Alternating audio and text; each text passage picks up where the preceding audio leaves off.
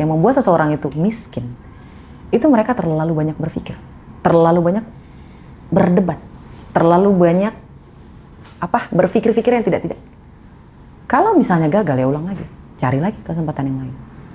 Dan sama, itu yang pertama. Yang kedua, kamu mau atau tidak, suka atau tidak, kamu tetap mengalami hukum gravitasi. Coba aja lompat dari gedung, jatuh nggak ke bawah, kita nggak ngambang. Suka nggak suka, mau nggak mau, tahu nggak tahu, hukum gravitasi terjadi. Sama, hukum frekuensi juga kayak gitu.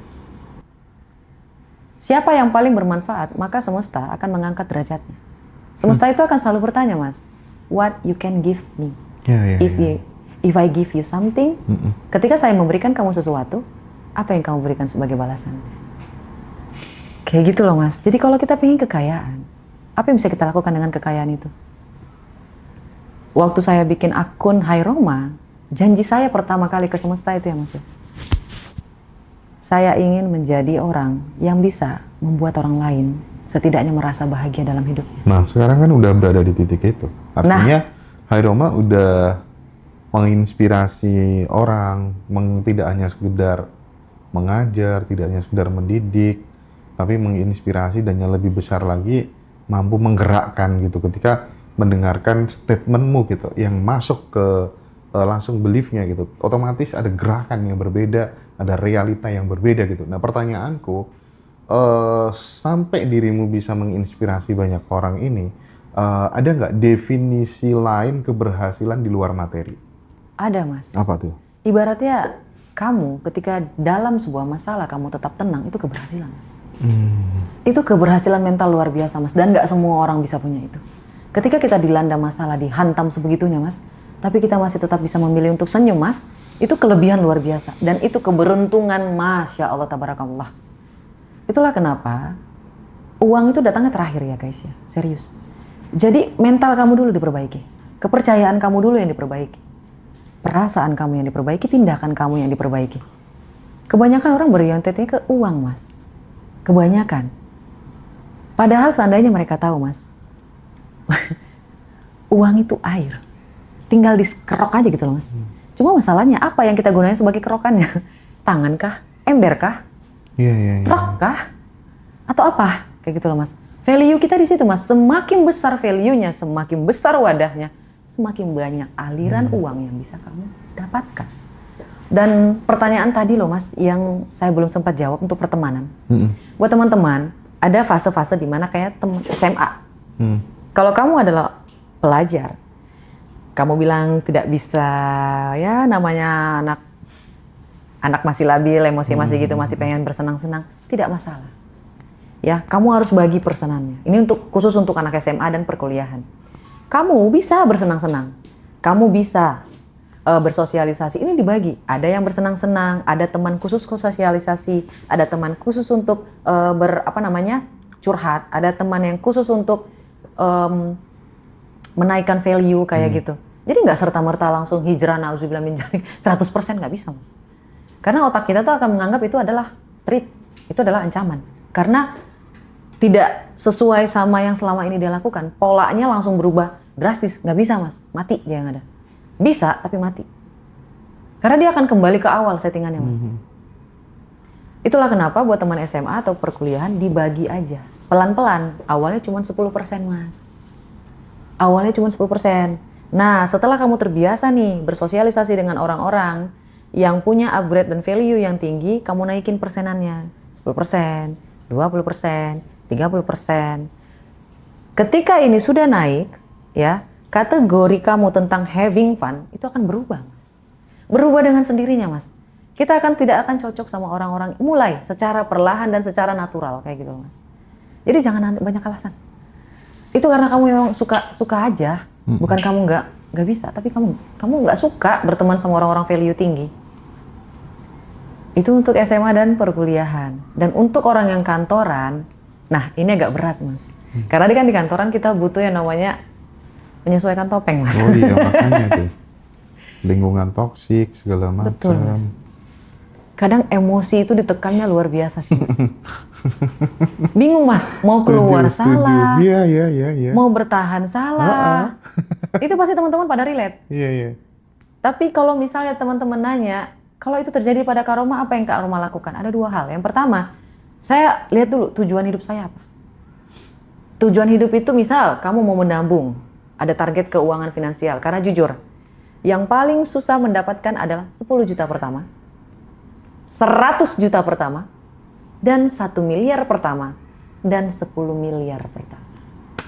Selebihnya itu akan kayak gitu. Setuju Jadi banget kamu tuh. tujuannya apa dulu? Kan kamu udah kantoran nih, tujuannya apa dulu?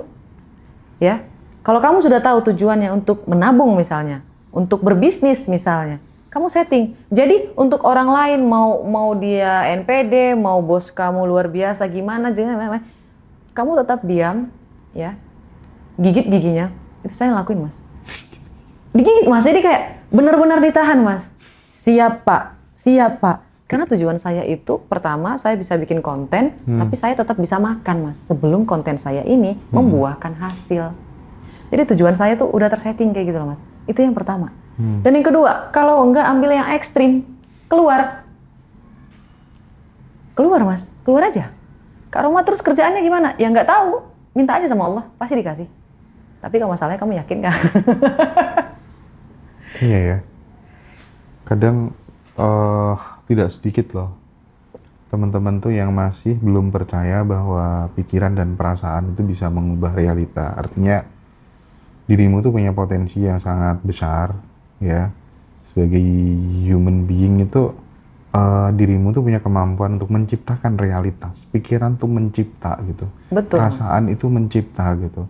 Nah, banyak sahabat-sahabat yang masih ragu tentang hal itu gitu.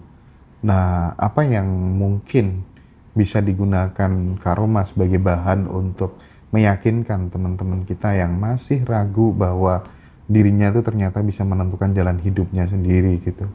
Gimana tuh Kak Roma? Saya akan pakai analogi ya teman-teman semuanya ya. Tidak masalah kalau kamu tidak mau ikut soal ilmu frekuensi ini, tidak mau ikut percaya, tidak mau ikut andil, tidak mau ikut berinteraksi, tidak mau ikut beraksi di sini, tidak masalah. Karena dulu sistem affiliate dalam TikTok juga tidak dipercaya. Tapi lihat sekarang, ya sebenarnya ya Mas ya, yang membuat seseorang itu ketinggalan, yang membuat seseorang itu miskin, itu mereka terlalu banyak berpikir, terlalu banyak berdebat, terlalu banyak berpikir-pikir yang tidak. Kalau misalnya gagal ya ulang lagi. Cari lagi kesempatan yang lain. Dan sama, itu yang pertama. Yang kedua, kamu mau atau tidak, suka atau tidak, kamu tetap mengalami hukum gravitasi. Coba aja lompat dari gedung, jatuh nggak ke bawah. Kita nggak ngambang. Suka nggak suka, mau nggak mau, tahu nggak tahu, hukum gravitasi terjadi. Sama, hukum frekuensi juga kayak gitu. Hukum frekuensi juga kayak gitu. Frekuensi yang sama akan saling tarik, menarik. Dan yang mengeluarkan frekuensi salah satunya adalah energi. Energi ini adalah emosi yang aktif di dalam diri seseorang. Emosi ini dihasilkan dari apa yang kamu rasakan, apa yang kamu percayai, dan apa yang kamu rasakan. Tadi udah yang rasakan ya Mas ya? Percayai, rasakan, dan pikirkan. 3, mohon maaf tadi saya salah. Yang 3 ini menghasilkan energi. Ya, energi ini disampaikan oleh otak kita dalam bentuk frekuensi kepada alam semesta. Bukankah Allah juga sudah bilang, ya, hidup ini senda gurau. Jadi kamu mau yang mana? Mau bahagia kah? Mau bersedih-sedih kah? Mau dapatkan dengan cara gampang kah? Atau mau cara yang sulit kah? Apa yang kamu percayai mengeluarkan energi. Energi ini memiliki frekuensi. Ingat hukum frekuensi, ya, hukum semesta, frekuensi yang sama akan saling tarik menarik. Ya. Debatable-nya di mana sih Mas? Terkadang ya begitu. Orang banyak ketinggalan, terlalu banyak berdebat. Makanya saya nggak suka berdebat kayak gitu. Ya. Nah, ini di masyarakat kita, di kalangan bawah tuh kan banyak teman-teman yang mendapatkan bantuan dari pemerintah. Kemudian rumahnya dilabeli sebagai bantuan orang miskin gitu ya, kalau nggak salah ya. Oh, yang kemarin ya Mas ya? Itu satu. Yang kedua, misalnya, anakku dapat MBG gitu ya, dikasih makan sama pemerintah gitu. Yang ketiga, ada fenomena di mana ketika kemudian punya BPJS gitu kan, aman gitu ya, dibayar terus biar nanti kalau ada apa-apa aman. Tapi ya nggak semua, tapi kok banyak ya teman-teman tetangga kayak gitu tuh yang malah sakit-sakitan, terus sakit-sakitan, terus sakit-sakitan, terus gitu. Nah, mungkin ini nggak tahu ya, setiap orang punya punya ini ya latar belakang pendidikan yang berbeda-beda gitu. Kalau aku tuh tipe orang yang keluargaku semuanya nggak boleh ada yang punya BPJS gitu ya. Aku nggak mau mengundang mengundang sakit dan lain sebagainya gitu ya. Aku tipe-tipe orang yang Saya kayak setuju, gitu Mas. aja gitu ya. Nah, aku pengen pengen ini dielaborasi supaya kemudian kamu jangan malah bangga kalau dianggap miskin sama pemerintah gitu loh. Iya Mas. Saya aja nggak nyetok obat loh Mas dalam rumah. Oke. Saya cuma nyetok vitamin. Karena saya tahu kalau saya mau sehat, ya saya harus didukung sama vitamin, bukan obat. Karena saya yakin kalau semakin banyak obat di dalam rumah kita, artinya kita berpikir kita akan sakit. Yes, Mas. Menarik ya. Iya. Dan saya juga berpikir kayak, oh saya nggak mau BPJS. Karena saudara saya berpikir Mas, BPJS, ini berarti saya mendoakan diri saya kalau suatu hari saya sakit gitu loh Mas. Oh, kita sefrekuensi soal itu berarti ya. Serius Mas. Iya. Kalau bisa nih ya Mas ya, bukan saya pelit ya Mas ya. Cuman ketika saya mengeluarkan uang untuk BPJS, artinya saya sedang mendoakan, nah nanti siapa tahu saya sakit parah. Siapa tahu saya sakit parah kayak gitu. La haula wala quwata illa billah. Nauzubillah min dzalika Allah ya rabbiku. Kalau misalnya memang ditakdirkan seperti itu ya semoga Allah memudahkan saya untuk bisa bayar cash kayak gitu loh Mas. Tapi kalau memang posisinya teman-teman ini ada yang tidak bisa menghindari, tidak masalah. Tidak masalah. Tapi harus ditanamkan di dalam hatinya suatu hari nanti aku pasti bisa berobat dengan. Ya kalau dibayarin pabrik ya nggak apa-apa lah dibayarin. Kalau perusahaan nggak apa-apa, kan kita kerja. state of mindmu gitu ya. Iya betul itu Yang Mas. penting itu state of mindmu, kuncinya di situ sih. Menurutku ya teman-teman secara pribadi gitu. Saya setuju Mas. Ketika MBG cuma, ini kalau misalnya dilihat dari ilmu perang ya Mas ya, mohon maaf. Apa yang sedang dilakukan oleh ini?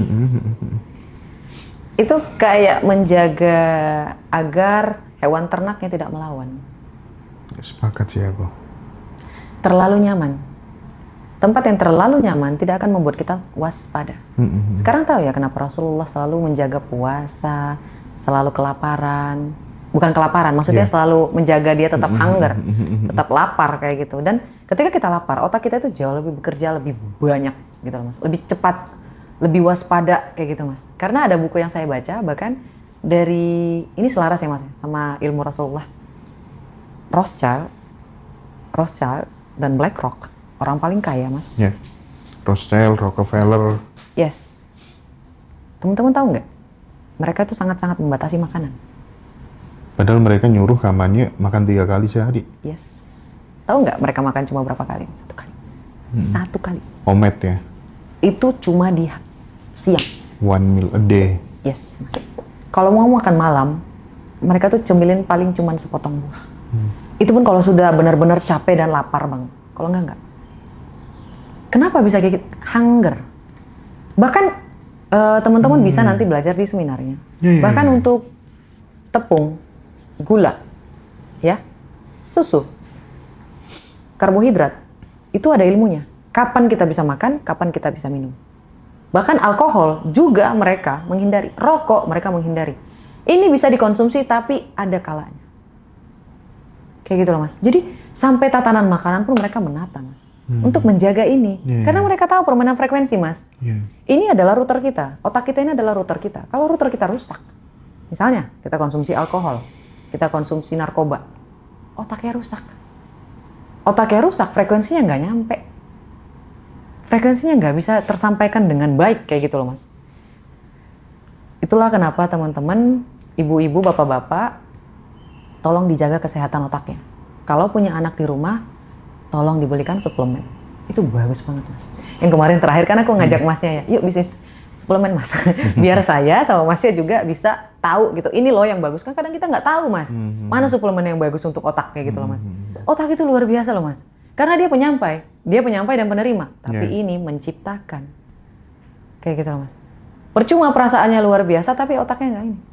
Ada orang Mas yang hatinya luar biasa tapi otaknya sempit. Karena apa? Karena dia minum alkohol, narkoba, ganja. Frekuensinya nggak nyampe. Percuma jantungnya gede. Perasaannya luar biasa.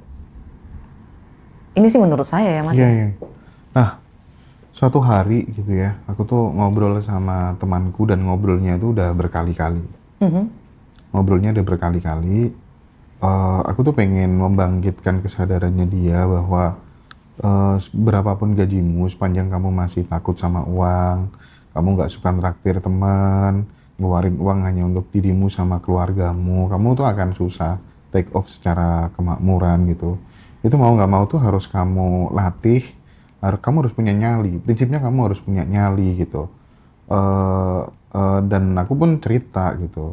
Aku tuh bahkan sering loh, 1 bulan tuh bakar uang tuh kadang sampai 70, kadang sampai 100 pun pernah, itu nggak ada orang tahu. Itu tuh latihan nyali aja gitu. Dan kamu sekarang tahu sendiri gitu. Aku progresku secara finansial oke, nggak ada masalah. Tapi aku bener-bener latihan. Tapi itu mentah gitu. Jadi kayak ngomong bolak-balik gitu ya. Tapi dia kan tapi gimana gitu. Gimana Masokis, ya? Mas. Nah itu tuh Masokis, Mas. orang yang kayak gitu diapakan ya? Atau ya udahlah, berarti memang dia memang Biarin aja, Mas. Cukup 3 kali aja. cukup 3 kali aja. Cukup 3 kali, Mas. Karena memang ya kita sayang, tapi ya rasa sayang kita tidak bisa disampaikan ya buat apa? Terkadang rasa sayang kita itu menjadi racun, Mas. Jujur aja ya, Mas ya. Saya sebagai motivator kayak gini, belum tentu loh, Mas, saudara saya bisa menerima apa yang saya ucapkan. Oke. Belum tentu sahabat saya bisa mendengarkan apa yang saya sampaikan. Karena image kita di hadapan mereka itu adalah kita yang dulu, bukan kita yang sekarang, bukan profesi kita, bukan ilmu kita. Itulah kenapa sangat-sangat sulit memberi wejangan kepada sahabat, teman, keluarga. Ya kita kan kasihan ya, makanya kadang ngasih tahu Yes, kan karena Mas. kasihan kan. Bahkan ketika saya ngasih nasihat sama orang tua dengan cara yang baik dan sopan, masih dikatain, Allah, kamu tuh lahir dari perut saya yang besarkan kamu, terus kamu mau ngatur saya. Ah, coba Mas. Makanya agak sulit. Pernah kejadian kayak gitu, Mas. Dan saya sampai bilang kepada orang tua saya tidak bermaksud untuk mengatur. Mamaku sayang. Pasti pakai kata sayang. Ini adalah jurnal love letter. Surat cinta, Mas. Jadi saya dengan lemah lembut, karena kan orang tua ya, Mas ya. Iya, betul. Yang teman juga kayak gitu, Mas, yang mungkin sudah mencoba 3 kali, ya udah enough, Mas. Enough, Mas. Selesai. Kalau misalnya memang tidak mau mendengar, ya sudah. Sekarang saya baru paham sih, Mas. Kenapa orang kaya itu nggak mau. Karena mentor saya bilang, ada satu perkataan, kalau kaki kamu tidak naik 1 tangga rumah, saya tidak akan mau nolong kamu. Naikin dulu kakinya ke tangganya. Baru saya bantu. Kalau nggak mau naik ya buat apa? Saya capek tangan yang ngulur ke bawah. Betul sih. Ini kan masnya jatuhnya kayak ke bawah, Bener, terus bener. nunggu dia naik tangga 1 tangan. Kakinya naik gitu loh, Mas. Kan kalau naik 1 kan bisa naik semuanya, Mas. Tapi ini naik enggak, ngeluh iya, ngomel iya, protes iya, semuanya diprotes. Sedih sih, Mas, sebenarnya. Iya. Apalagi kan kita bisa melihat apa yang dia nggak bisa lihat, Mas. Itu sakit banget teman-teman semuanya.